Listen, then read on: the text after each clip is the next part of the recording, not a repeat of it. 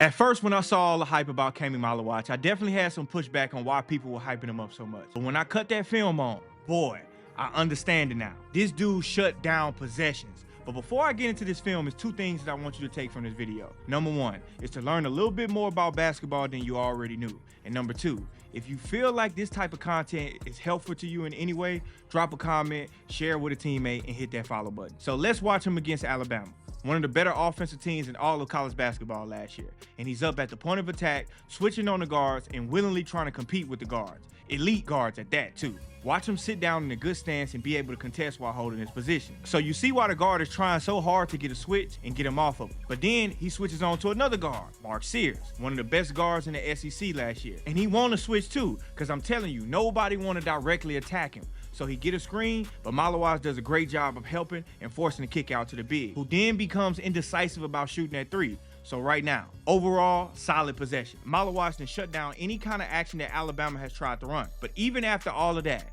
the possession is still not over. And this speaks to his ability to guard long possession. And I think the most impressive thing is he's not in drop coverage. He's still switching all ball screens, which has a tendency to force the offense to take bad shots, like this one. But it speaks to the value of having Maluach on the floor as a defender and how versatile he is. And speaking of versatility, right now, he's guarding the guard on the inbound when they throw it in. He shut down whatever plans they had right here, and he ended up switching back onto the big. But when the guard think that he got a driving angle right here comes Maluach, so now he got to change his mind. And that detours the possession to the other side of the floor. So now, he's the help side defender. So this goes from a straight line drive to the rim to Maluach stepping over and detouring this shot into a pass, so now you get a turnover instead of a layup. That's two possessions right there that he just shut down completely. Now, this one right here is super impressive because he's directing the defense. And then when they go into these ball screens, look at him push the screen into the teammate, so now he can switch up onto the guard. And then once again, you see nobody wants to attack him. They go right into a quick swing, so now Maluach drops into help. In the gap, seeing man, seeing ball, and when they swing the ball back, he's able to recover and run a shooter off the line. But then Duke gets into a help-to-helper situation